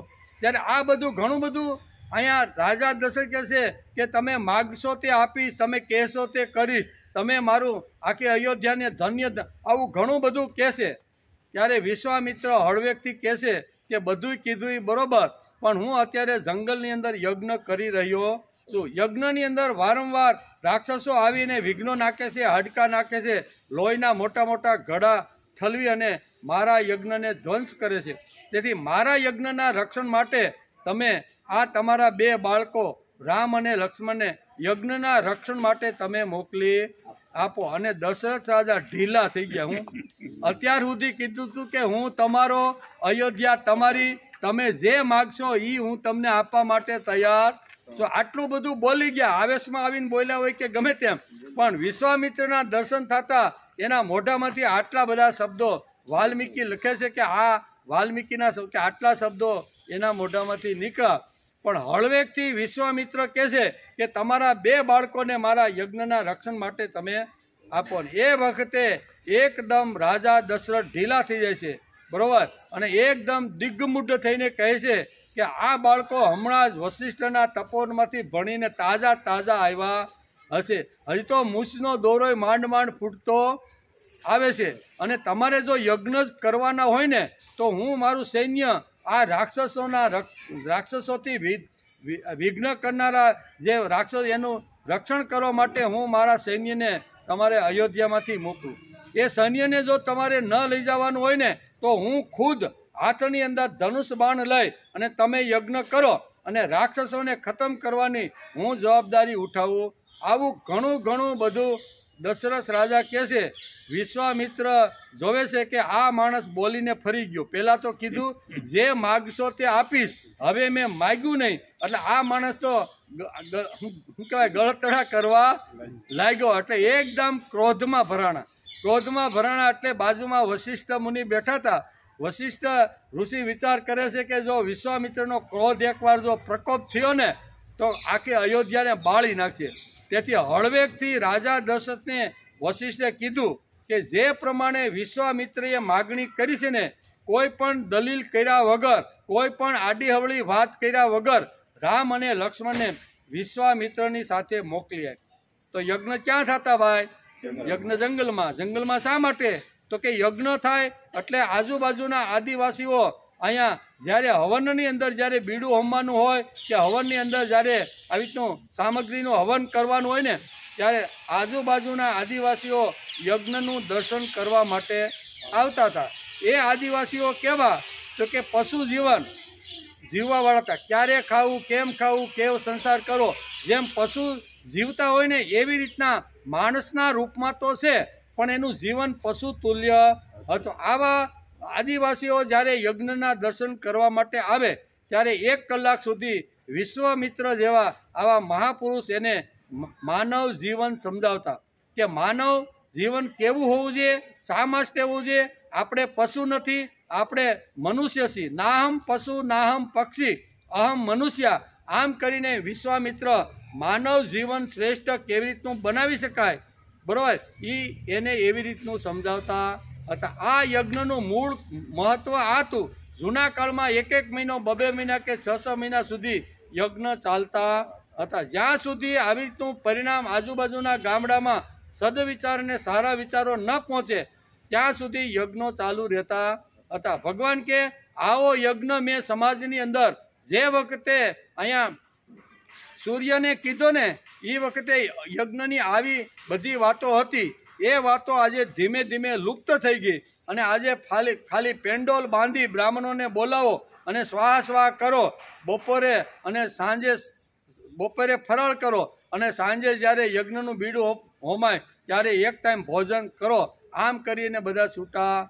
આ જે ઘસાઈ ગયેલી જે વાતો છે ને કે મહત્ કાળની અંદર મેં જે કીધી હતી એ બધી જ વાતો ધીમે ધીમે કાળ જતા, કાલ ને કહીને કે કાળ જતા આ બધી વાતો ઘસાઈ ગઈ છે. યજ્ઞ હોય, બ્રાહ્મણ હોય, પછી ક્ષત્રિય હોય, પછી ભક્તિ હોય, મૂર્તિ પૂજા હોય, આ બધી વાતો મેં જે વખતે આ સૃષ્ટિની ઉત્પત્તિ કરી અને લાંબા કાળ સુધી મેં આ વાતો સૂર્યને બધી સમજાવી હતી.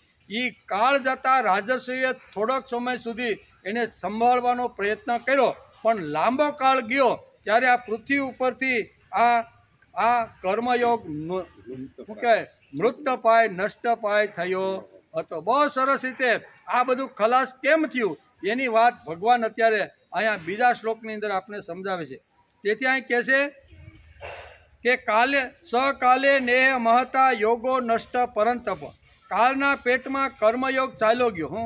ખાલી સ્વાહા સ્વાહા રહ્યું અને કર્મયોગ જે સત્ય સિદ્ધાંતો વેદના છે એ વેદની દીક્ષા લઈને આજુબાજુના ગામડામાં અહીંયા 12 વાગ્યા પછી ભોજન કરી અને આજુબાજુના ગામડામાં જઈ અને સદવિચારો જે કહેવા જોઈએ એ વિચારો મૃતપાય થયા અને ખાલી મોટી મોટી દક્ષિણા લઈ સ્વાહા સ્વાહ કરી અને કિંમતી વસ્તુ અહીંયા હવન કરી અને આજે આવા યજ્ઞો થવા લાગ્યા છે. પણ યજ્ઞ પાછળનો હેતુ આ હતો એમ કે એટલે કે જોડવાવાળા એટલે કે ભગવાને બતાવેલો જે યજ્ઞ હતો એ ભગવાન જોડે જોડવાવાળો હતો. સેંકડો લોકોને ભગવાનના દર્શન કરાવવાવાળો હતો અને ભગવાન તરફ વાળવાવાળા યજ્ઞો મટી ગયા અને પૃથ્વીલોક ઉપર આ યજ્ઞ નષ્ટપ્રાય થયો હતો એમ કે આજે મોટા મોટા શહેરોમાં મોટા મોટા મંડપો બાંધીને કરોડો રૂપિયા ખર્ચીને યજ્ઞ શરૂ થઈ ગયા છે. એટલે કીર્તિ બધાને જોઈએ છે અને કીર્તિ માટે યજ્ઞ થાય. ફલાણા ભાઈએ બહુ સરસ કાશીમાંથી બ્રાહ્મણો બોલાવીને 1 મહિના સુધી યજ્ઞ કર્યો. કીર્તિ માટે યશ માટે આજે સમાજની અંદર યજ્ઞો થાય છે.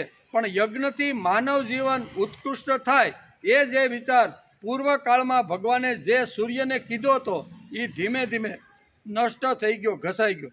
બ્રાહ્મણો 4 વાગ્યા સુધી હવન કરે, સ્વાહ સ્વાહ કરે, પછી લાડવા ખાય. બ્રાહ્મણને એક ટાણું કરવાનું એટલે સાંજે એક ટાઈમ જમે. આમ દિવસોના દિવસો યજ્ઞો ચાલતા રહ્યા અને આ યજ્ઞોમાંથી પ્રાણ જતો રહ્યો. ભગવાન કે એની અંદર જે સત્ય જે વાતો મેં જે કીધી હતી એ નષ્ટપાય ધીમે ધીમે થવા લાગી. યજ્ઞમાં બેઠેલા બ્રાહ્મણો એક ટાઈમ શા માટે જમે તે સમજાવવાની જરૂર છે.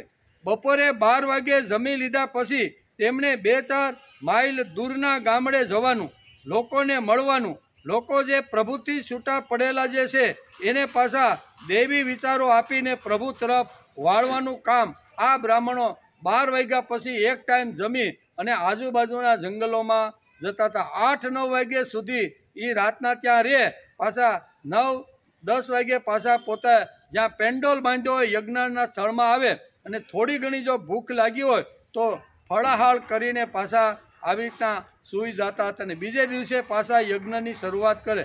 આવા જૂના કાળની અંદર ભગવાન કે મેં જે યજ્ઞનો જે સિદ્ધાંત આપ્યો હતો એ કાળ જતા ધીમે ધીમે આ પૃથ્વી લોક ઉપરથી નષ્ટ થઈ ગયો છે એમ ભગવાન.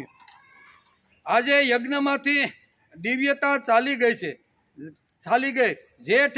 જે કારણસર યજ્ઞ ઊભો થયો હતો તે કારણ કોઈને ખબર નથી. આગળથી ચાલ્યું આવે છે અને ગતાનુગતક બધું ચાલ્યા રાખે છે. પાંડુરંગ શાસ્ત્રી એક સરસ ઉદાહરણ આપે છે કે કિંગ બિસ્મલની એક વાર્તા છે. કેવું આ સિદ્ધાંત કે કાળ ધીમે ધીમે કેવી રીતનો ઘસાઈ જાય, બરાબર, એનો એક દ્રષ્ટાંત એક સિદ્ધાંત આપીને અહીંયા દાદા પાંડુરંગ શાસ્ત્રી અહીંયા એક ઉદાહરણ એટલે કે કિંગ બિસ્મલ માર્કનું એક ઉદાહરણ આપીને એક વાર્તા સમજાવે છે કે કિંગ આવા બિસ્માર્ક પોતાના રાજમાં શું શું દેખાઈ રહ્યું છે તે જોવા માટે ઘણીવાર છુપી રીતે આવી રીતના સમાજમાં ફરતા હતા. જેમ રામ અયોધ્યાની અંદર મારા રાજની અંદર મારી પ્રજા કેવી રીતની છે એ જોવા માટે વેશ પરિવર્તન કરીને અયોધ્યામાં ફરતા કે નહીં ફરતા આવી રીતના. એવી રીતે આ કિંગ બિસ્માર્ક નામનો જે રાજા હતો ને એને એમ થયું કે મારી પ્રજાની અંદર હું ફરું તો ખરો કે લાંબા કાળ સુધી જે સત્ય સિદ્ધાંતો સમાજની અંદર જે મૂક્યા હતા એનું આજે કેવી રીતનું થયું છે જોવા માટે કિંગ બિસ્માર્ક આવી રીતના ફરતા હતા. એક ઠેકાણે એક સિપાઈ ઊભો ફરતા ફરતા આ કિંગ બિસ્માર્ક નામનો જે રાજા હતો ને એ એક જગ્યાએ નગરની અંદર આવ્યો. તો નગરની અંદર એક જગ્યા એવી હતી કે જ્યાં કોઈ વસ્તુની રક્ષણ કરવાની જરૂર પડે નહીં. ખાલી એક સિપાઈ પોલીસવાળો દંડો રાખીને ઊભો હતો. આજુબાજુ બિસ્માર્કે જોયું તો કે અહીં કાંઈ 4 રસ્તા પડતા નથી, અહીં સાઈડ આપવાની જરૂર નથી, એવી કોઈ વસ્તુ નથી કે અહીંયા એનું રક્ષણ કરવા માટે ઊભો હોય. એટલે એને એક કુતૂહલ જાગ્યું કે અહીંયા આવી કોઈ વસ્તુ નથી અને પોલીસ અહીં સિપાઈ શા માટે ઊભો છે. એટલે એની પાસે જઈને પૂછ્યું કે ભાઈ તું અહીંયા શા માટે ઊભો છો? તો અહીં ઊભું રહેવાનું કારણ શું? અહીંયા આજુબાજુમાં એવું કોઈ નથી કે જ્યાં રક્ષણની જરૂર પડે, માર્ગદર્શનની જરૂર પડે એવું કોઈ આ સ્થળ પણ નથી. પણ તું અહીં શા માટે ઊભો છો? એવું જ્યારે બિસ્માર્કે જ્યારે આ સિપાહીને પૂછ્યું બિસ્માર્કે તેને કહ્યું કે તું અહીંયા શાની ચોકી કરે છે? અહીંયા તો કોઈ છે નહીં. તેણે કહ્યું કે મને કંઈ જ ખબર નથી, પણ પોલીસના વડાએ મને પોલીસની જે ચોકી છે ને એમાંથી પોલીસના વડાએ મને અહીંયા ઊભું રાખવાનું કીધું છે. તેથી હાથમાં દંડો લઈ અને હું અહીં ચોકી પહેરો કરું છું. પણ અહીંયા સિપાહીને શા માટે? તો એ સિપાહી કે ભાઈ મને ખબર નથી, મને તો ઓફિસમાંથી લઈને તેથી ઊભો છું. અમારા વડાનો હુકમ થયો એટલે હું અહીંયા ચોકી કરું છું. બિસ્માર્કે પોલીસના વડાને બોલાવ્યો અને તેને પૂછ્યું કે આ સિપાહી તમે અહીંયા શા માટે રાખ્યો? તમે આ સિપાહીને તો કાંઈ કારણસર રાખ્યો છે ને? આટલો મોટો પગાર જો રાજ બધાને ચૂકવતી હોય અને તમે કારણ વગર કોઈને ઊભો રાખીને વધારાનો પગાર, એટલે રાજાને તો થાય ને કે ખોટો આમાં ક્યાં બધું છે એ બધું જોવું તો પડે. તેથી પોલીસ અધિકાર જે સુપ્રિન્ટેન્ડન્ટ હતા ને એને પૂછ્યું કે તમે આ માણસને ચોકી કરવા માટે ચોકીદારને પોલીસને તમે શા માટે રાખ્યો? તો આ નવો ટ્રાન્સફર થઈને અમદાવાદમાંથી સુરત આવેલો, કેવો સુરત હજી નવો આવેલો, એટલે એ કે ભાઈ મને ખબર નથી.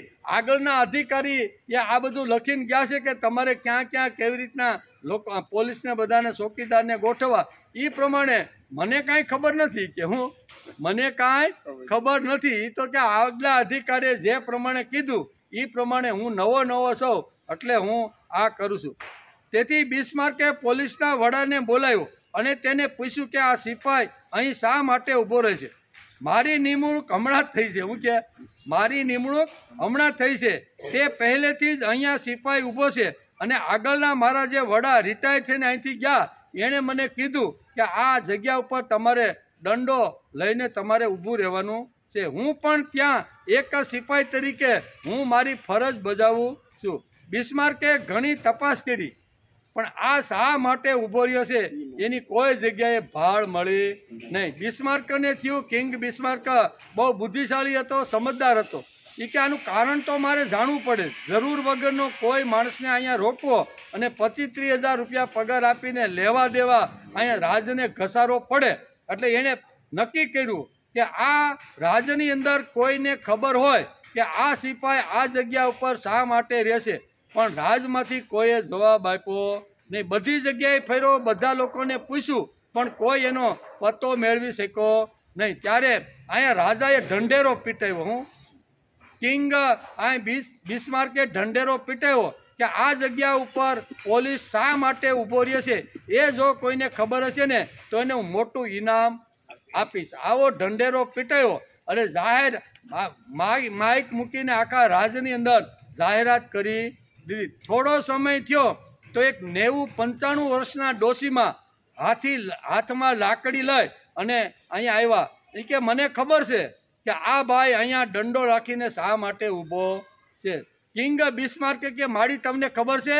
તો કે હા મને ખબર છે, મને ખબર છે કે આ ભાઈ અહીંયા શા માટે. તો તમે જ એનો આવી રીતનો ઉકેલ આપો કે આ શા માટે ઊભો છે. ડોશીમાએ બહુ સરસ રીતે જવાબ આપ્યો કે આજથી વર્ષો પહેલાં તમે જે રાજા હતા ને એ પહેલાંના 2 રાજા અહીંયા તમારા ઉપર આવી રીતના રાજ કરતા હતા.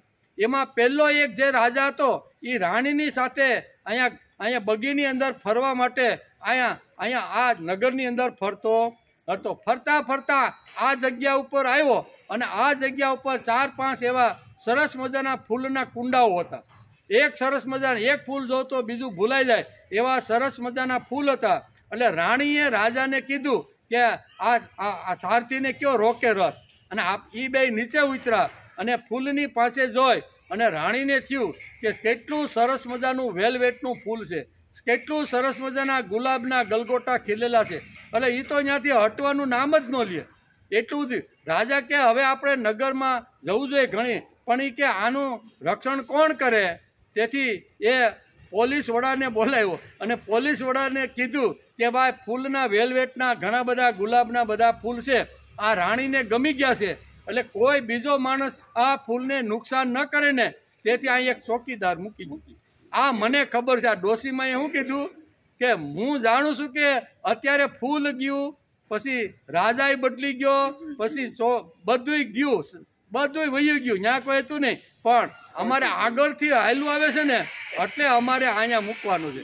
પણ એ રાજા ગયો, રાજાને ગમતી રાણી ગઈ, રાણીને ગમતું ફૂલ ગયું, બધું ખલાસ થઈ ગયું, પણ ચોકીદાર તો અમારો ત્યાં ઊભો છે. કહેવાનો અર્થ કે ઘણીવાર પરંપરાથી ચાલતી આવી જે વાતો છે ને એ ઘણીવાર સમાજની અંદર છે. તેથી પરંપરાની વાત પણ ભગવાને આ શ્લોકની અંદર સમજે. શું કહે છે? એવમ પરંપરા પ્રાપ્ત. ઘણીવાર પરંપરા સારી પણ હોય છે અને ઘણીવાર ખોટી પરંપરા પણ ઘૂસી ગઈ હોય છે. સાસુ કરતા હતા એટલે મને કીધું કે જે વખતે તમે સત્યનારાયણની પૂજા કરો ને એ વખતે તમારે મીંદડી થાંભલીએ બાંધીને પછી સત્યનારાયણની પૂજા કરવી. સાસુ ગયા, બરોબર, બીજા સાસુ ગયા અને ત્રીજી પેઢી આવી, પરણીને નવી નવી હોવ આવી અને એ આગલી સાસુ એને કહેતી ગઈ કે બેટા તારે જ્યારે સત્કર્મ સત્યનારાયણની પૂજા કરીને ત્યારે તારે મીંદડી અહીંયા બાંધવાની છે. એટલે બોલી તો ઘરમાં મીંદડી ન મળે, સત્યનારાયણની પૂજા કરવાની હતી એટલે પડોશની ત્યાં ગઈ અને પડોશની કે આવતીકાલે અમારે ત્યાં સત્યનારાયણનું પૂજન છે અને મારા સાસુ આગળથી કહી ગયા છે કે એક મીંદડી તમારે થાંભલીએ બાંધવાની અને પછી કથાની શરૂઆત કરવાની. એટલે બેન તમારી ત્યાં એ કે હમણાં જ મીંદડી વિયાણી છે, 2-3 બસા છે એમાં એક તો લઈ જાય કે. તો એ મીંદડી લઈને આવ્યા, એને હુંડલા હેઠે ઢાંકી અને બીજા દિવસે પૂજાની શરૂઆત કરી. કોઈએ અહીંયા ઓધા બાપા જેવા બુદ્ધિશાળી માણસ હશે ને કે આ કે હુંડલા હેઠે શું ઢાંક્યું છે? તો કે મીંદડી ઢાંકી છે. તો કેમ ઢાંકી છે? તો કે અમારી પૂર્વની સાસુ, એની સાસુ હતા ને એ પરંપરાથી બધું હાલ્યું આવે છે કે સત્કર્મ કરતી વખતે તમારે મીંદડીને આવીને ઢાંકી. પણ આ પૂર્વની હાહુ હતા એને શા માટે? તો એ કે સત્કર્મ કરતા હોય, પૂજા કરતા હોય ને ત્યારે દૂધ કે આવી રીતની વસ્તુ રાખેલી હોય ને એ મીંદડી વારંવાર બોટી જતી હતી. વારંવાર બોટી માજી પૂજા કરવા માટે બેસે, દૂધ ને બધું લઈ અને મીંદડી આવે અને મીંદડી એ દૂધની અંદર મોઢું નાખે એટલે આવું દૂધ ભગવાનને ધરાય ને. એમ પૂર્વની સાસુએ આવી રીતનું જોઈ ઊંડા હેઠે પૂજા કરવું ને ત્યાં સુધી આ મીંદડીને ઊંડા હેઠે ઢાંકી દો. તો એ ઢાંકી પરંપરા આવી જ નહીં. તો ઘણી પરંપરા સારી પણ હોય અને ઘણી પરંપરા ખોટી પણ હોય છે. અહીંયા પરંપરાનો ઉલ્લેખ કરતા ભગવાન બહુ સ્પષ્ટ રીતે સમજાવવાનો કહે છે.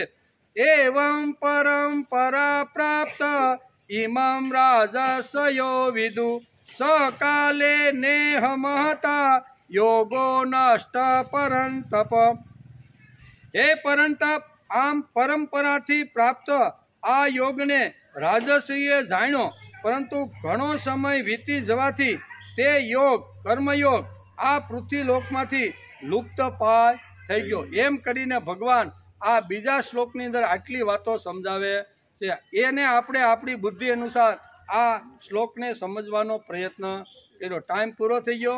આવતીકાલે આવશું ત્યારે ત્રીજા શ્લોકમાં ભગવાન એક સાથે 3 શ્લોકો અહીંયા અર્જુનને કહેવાના છે અને પછી અહીંયા ચોથા શ્લોકની અંદર ભગવાન અર્જુનનો પ્રશ્ન પાછો ઊભો. આટલી બધી વાતો કરી પણ એના મનમાં હજી ગડમથલ હાલે છે કે ભગવાન આ હું સમજાવવા, આ બધી હું વાર્તા કરવા માટે બેઠા છે. તેથી ચોથા શ્લોકની અંદર ભગવાનને ફટનારાનો અર્જુન પ્રશ્ન પૂછી લે છે. પણ હજી ત્રીજો શ્લોક આપણો બાકી છે. આવતીકાલે આવશું ત્યારે એમાં ભગવાન તું મારો સખા છો, તું મારો મિત્ર છો, તું મારો ભક્ત છો ને, તેથી હું તને અંદરનું જે રહસ્ય છે ને એ રહસ્ય હું તને સમજાવું. બીજા કોઈને મેં આ રહસ્ય સમજાવ્યું નથી. એમ ત્રીજા શ્લોકની અંદર ભગવાન અર્જુનને કહેવાના છે. તું મને એટલો અતિશય પ્રિય છે, એટલો મારો સખા છો, એટલો મારો બંધુ છો કે અત્યાર સુધી આ યોગ મેં કોઈને કીધો નથી. તું મને અતિશય પ્રિય છે તેથી હું તને આ યોગ કહું છું. આમ કરીને જ્યારે ભગવાનને અર્જુનને ભગવાન જ્યારે કહેશે ત્યારે ભગવાન ફટનારાનો અર્જુન પ્રશ્ન ભગવાનને પૂછે છે.